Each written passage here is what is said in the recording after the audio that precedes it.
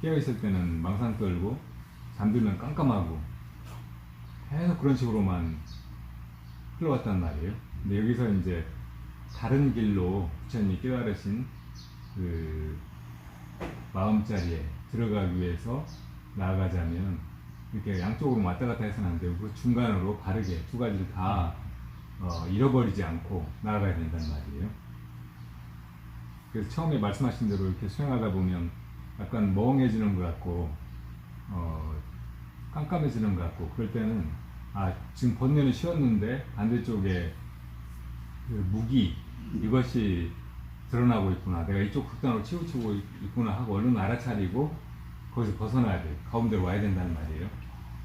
그리고 반대로 이제 주변의 것들이 이렇게 팔려 있을 때는 마음이 어지럽게 동요하지 않게 그대로를 잘 지켜보고 거기서 몰입하고 이렇게 해서 마음이 또 이제 산란함 쪽으로 빠지지 않도록 가운데로 바르게 지켜서 이게 고요함이 동시에 같이 나가도록 그렇게 챙겨가야 된다는 말이에요.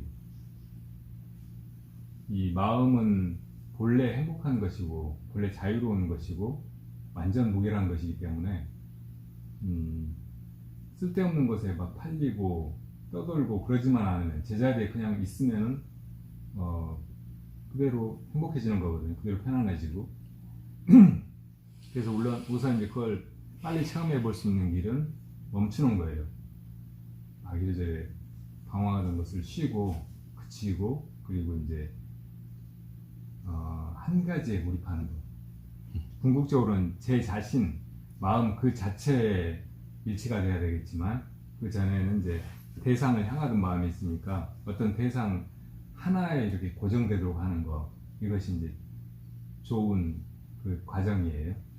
그래서 어떤 걸 볼 때는 보는 그 자체에 이렇게 몰입하는 거, 뭘 들을 때는 듣는 그 자체에 몰입하는 거, 심지어는 생각할 때는 생각하는 그 자체에 몰입하는 거, 이것이 고요해지는 그 길이라는 말이에요. 그러니까 뭘 보고 듣고 막 이런 걸 다 끊어버리려고 하면은 안 돼요. 그러다 보면 자칫하면 이제 무기에 떨어져 버린다고. 그러니까 보고 듣고 하는 그 속에서 거기 그 자체에 몰입하려고 하는 거, 이것이 이제 좋은 방법이고, 그렇게 해갈 때 금방 우리가 거기서 편안함이나 기쁨 이런 걸 느낄 수가 있어요. 대부분 사람들이 행복을 막연히 어떤 조건이 이루어지면 내가 행복할 것이다 생각하면서 그걸 막 추구하잖아요. 그렇게 매달려서 뭔가를 얻어가지고 행복해지려고 하는데 그런 노력은 전혀 성공할 수가 없어요. 계속 그런 꿈으로만 이상으로만 남는다고. 근데 실제로 느끼는 행복은 어떤 거냐면 어딘가에 몰입했을 때거든요. 딱 어쩌다 보니까 확 거기에 꽂혀가지고 그것과 하나가 돼버릴 때, 그 순간. 예전에도 여러 번 인용했는데 미국 어떤 대학교에서 사람이 실제로 어떤 때 행복한가 이걸 조사하려고 집단을 정해가지고 그 집단 사람들한테 불시에 전화를 하는 거예요. 당신 지금 행복하냐고. 그러면 이제 행복하다, 불행하다, 뭐 이것도 저것도 아니다, 이게 대답을 할 거 아니에요. 그리고 지금 뭐 하고 있었던 거냐, 뭐 하고 있다가 그런 행복감이나 불행감을 느꼈느냐 이렇게 물어보는 거예요. 근데 그 조사 결과 사람이 보통 이제 행복할 거라고 생각하는 그런 순간에 별로 행복하지가 않은 거예요. 맛있는 걸 먹는다든지 혹은 뭐 아주 좋은 일이 있다든지 사람들이 다 이제 칭찬해주고 막 환대하고 막 그런 자리에 있다든지 그럴 때는 별로 행복하지가 않은 거예요. 근데 어떤 때 정말 나는 지금 좋다, 만족스럽다 이렇게 대답을 하느냐면 무슨 일인가를 하고 있는데 딴 생각이 없을 때, 완전히 거기 몰입되어 있을 때, 그때 행복하다는 거예요. 이게 현실적으로 진짜로 우리가 잡아서 누릴 수 있는 그런 행복이라고. 근데 이것이 바로 이제 사실은 선정의 기쁨이거든요. 어딘가에 몰입하고 있을 때, 혹은 내 마음이 방황을 그치고 딱 그 마음 자체로 그것만 하고 있을 때 느끼는 기쁨이란 말이에요. 선정이 내 마음을 내가 방황하지 않도록 잘 챙겨가지고 그 마음 챙김이 분명해져서 이제 더 이상 그거를 노력하지 않아도 그냥 되어가는 상태. 여기에 이르렀을 때 초선이라고 하잖아요. 그 초선이 이제 거기에 집착하는 마음이 떨어져 버리면 그 다음에 비로소 환희심이 일어나는 거라고. 근데 이 환희심이 사실은 우리가 구하고 있는 행복감이에요. 그런데 그 환희심도 감정적인 어떤 기복이 있는 것이고 기멸이 있는 것이거든요. 때가 되면 지나가 버리는 거, 인연이 닿으면 없어져 버리는 것이라고. 그래서 거기에도 집착하지 말아야 해요. 거기에 집착하지 않을 때 이제 세 번째 선정에 들어가게 되는데, 그때 느껴지는 것이 사실은 우리가 알지 못하고 있지만 정말 속으로 바라고 있는 행복감이에요. 아, 정말 좋다. 더할 나위 없이 좋다. 이제 아무것도 필요 없다. 그렇게 느끼는 행복감이란 말이에요. 그냥 자기 마음이 자기 마음으로만 있는 상태예요. 아무것도 밖에 무엇인가를 필요로 하거나 어떤 것이 자극이 돼가지고 안에서 느끼는 것이 아니고, 그런 자극 혹은 뭐 어떤 외부적인 조건 없이도 그냥 그 자체로 느끼는 어떤 즐거움이란 말이에요. 근데 이것도 이따 없어지는 거예요. 그래서 그것조차 없어야 마음 그 자체가 그 자체로 빛나는 상태, 네 번째 선정에 이르게 된다. 그보다 이제 더 깊은 선정도 있지만, 이제 이 색계를 초월한 무색계의 선정도 있지만, 이 모든 선정들이 즐거움을 추구하고 그걸 잡으려고 하는 마음에 의해서는 얻어지지가 않아요. 오히려 그걸 놓아버릴 때 본래 있는 즐거움이 느껴지는 거라고요. 그리고 최상의 즐거움, 열반의 낙은 아무것도 바라지 않는 상태, 무욕의 청정한 마음 그 자체라고. 그러니까 그걸 향해서 우리가 나아가야 된다는 거, 부처님이 그걸 가르쳐 보이신 거란 말이에요. 그러니까 세상에서 우리가 살아가면서 늘 무언가를 구하고 있는데, 그리고 내 마음이 끊임없이 즐거움을 향하고 있는데, 이 마음을 쉬는 거, 이것이 진정한 즐거움, 열반의 낙을 향해서 나아가는 길인 거예요. 그러니까 몰입을 할 때도 몰입하려고 하는데 자꾸 마음이 딴 생각하고 딴 데로 팔리고 막 이렇게 하는 것이, 내가 다른 데서 뭔가 내 마음을 즐겁게 할 만한 어떤 소재, 계기를 찾고 있는 거거든요. 그러니까 그 마음을 쉬어버리는 것이 아주 중요해요. 그래야 이제 완전한 몰입이 일어나고, 그렇게 해서 이제 쭉 즐거움에도 집착하지 않는 것이 그 길을 가는 비결이라는 걸 잘 알고, 그렇게 나아가면 점점 더 큰 즐거움으로, 열반으로 나아가게 된다는 말이에요. 그러니까 그렇게 이제 갈 때 또 정말 중요한 것은 깨어있음이에요. 깨어있음이 없으면은 좋아도 좋은지도 몰라요. 잠들어 버리면 사실은 굉장히 편안하고 마음이 완전히 쉬어서 아무 생각도 없고 아무 꿈도 없을 때 정말 좋은 상태에 있거든요. 근데 그걸 모르는 거예요. 깨어있지 않으니까. 무의식 중에는 알죠. 그러니까 이제 정말 피곤하고 또 복잡한 일 있으면 차라리 그냥 잠이나 자자 하고 들어 눕잖아요. 그렇지만 실제로 이제 잠든 순간에는 아무것도 모르는 거예요. 이게 무기 때문에 그렇거든요. 우리 마음을 본래 빛나는, 모든 것을 다 있는 그대로 비추는 광명과 같은 그런 상태에 있는 마음을 제일 밑바탕에서 두껍게 가리고 있는 것이 무명, 근본 무명이고, 그것의 특징이 거기 아무것도 드러나지 않는 그냥 죽어있는 상태와 같은 그런 무기란 말이에요. 이걸 깨트려야 돼. 근본 무명을 깨트려야 본래 있는 광명의 지혜가, 부처님과 같은 마음이, 열반의 상태가 확연히 드러나는 거예요.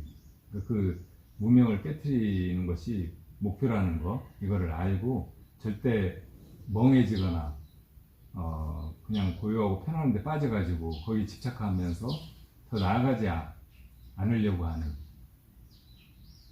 그 게으른 나른함에 안주하는 그 마음을 떨쳐야 돼요. 그러니까 그렇게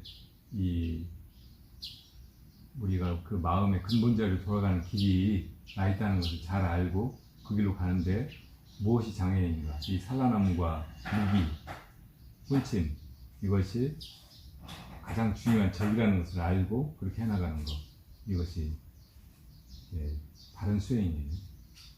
그렇게 해나가 보면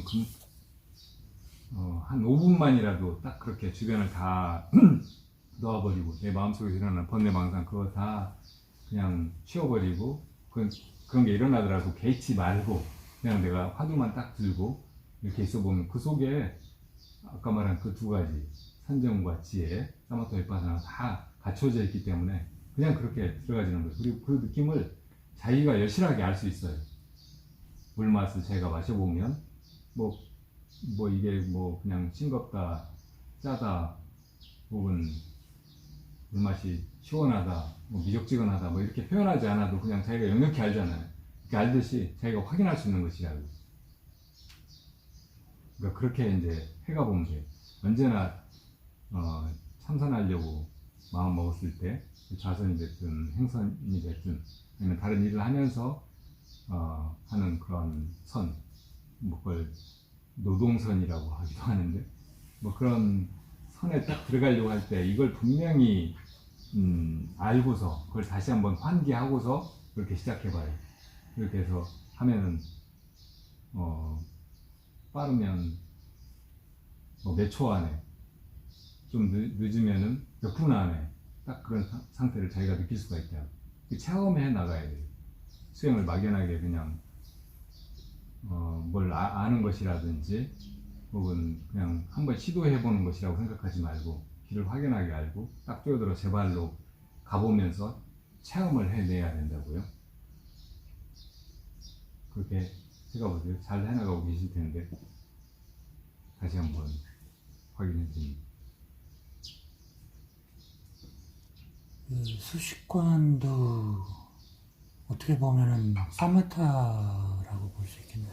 네, 사마타 비파사나가 같이 있는 거예요. 네. 호흡에 집중하니까 거기에서 사마타가 일어나는 거고 호흡을 지켜보잖아요. 제가 지켜보고 거기서 깨어있고 그렇게 하다 보니까 위파사나가 일어나는 거고 연불 수행도 사마타라고 할 수 있나요? 그것도 사마타 위파사나가 같이 되는 거예요. 우선 연불을 계속하는 거 이게 이제 사마타를 이루어주고 그리고 마음이 자꾸 딴 데로 가려고 할 때 순간순간 다시 돌아와서 몰입을 하잖아요. 그리고 그렇게 마음이 딴 데로 가는지 연불이 일심으로 되고 있는지 이걸 자기 스스로 지켜보다 보면 그것이 위파사나가 되는 거고. 그러니까 절수행도 마찬가지죠. 네, 절수행도 똑같이 자기가 지금 하고 있는 그 동작에 몰입해가면서 사마타가 이루어지고 또 그 마음, 절하는 마음, 자기를 비워서 본연의 자기 마음 혹은 불성, 이것에 귀의하려고 하는 그 마음, 이것이 밝은 환심에 찬 그런 마음이기 때문에 그것이 위파사나를 이루어주는 거고. 그러니까 모든 불교 수행은 사마타와 위파사나가 이게 핵심의 축이에요. 그게 어떤 거 하나라도 빠졌으면 이건 불교 수행이 아니고 바른 수행이 아니라고. 절대 열반에 이를 수가 없어요. 근데 이 두 가지가 갖춰져 있으면 필연적으로 본래 마음에 이르게 되고 깨달음에 이르게 되고 그 깨달음의 어떤 정도라든지 높이가 어떠냐에 따라서 이게 소승의 깨달음이다 혹은 대승의 깨달음이다 일불승의 깨달음이다 선적인 깨달음이다 이렇게 이제 나눠 볼 수는 있겠지만 그래서 만약에 이제 그 깨달음이 완전한 것 궁극의 것이 아니라면 더 나아가야 되겠지만 어떻든 그 본질이 사마타 위파사나라는 거 그리고 이 두 축이 하나가 빠지거나 혹은 엉망으로 섞이지 않고 같이 가야 된다는 것 이 점은 다 공통된 것이에요. 그러면 어떤 수행이든 사마타 비파사나가 내재되어 있다고 볼 수도 있겠죠. 네, 맞습니다.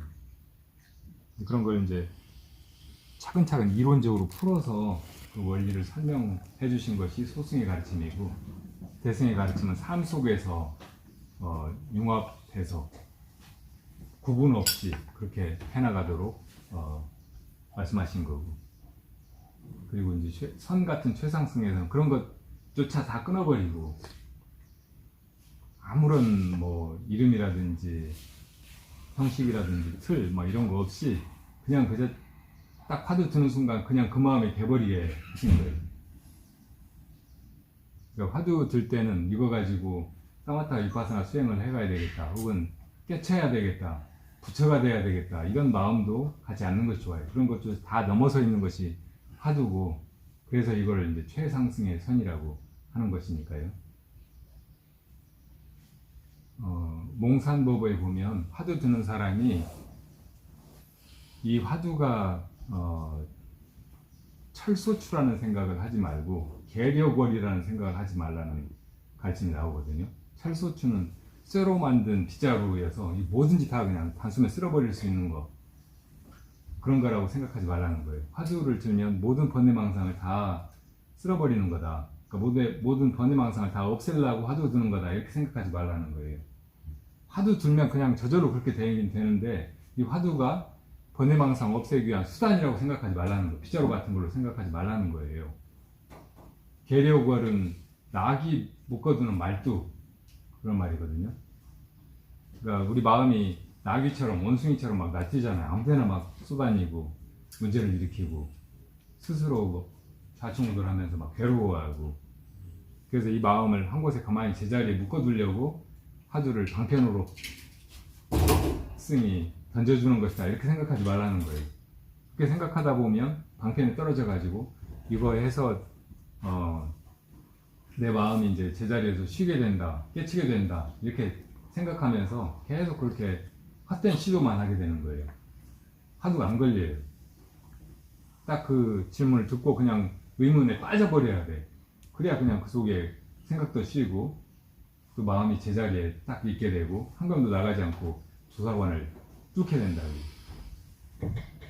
그런 것도 부시지 않는 것이 최상승의 간화선이라고 보면 돼요.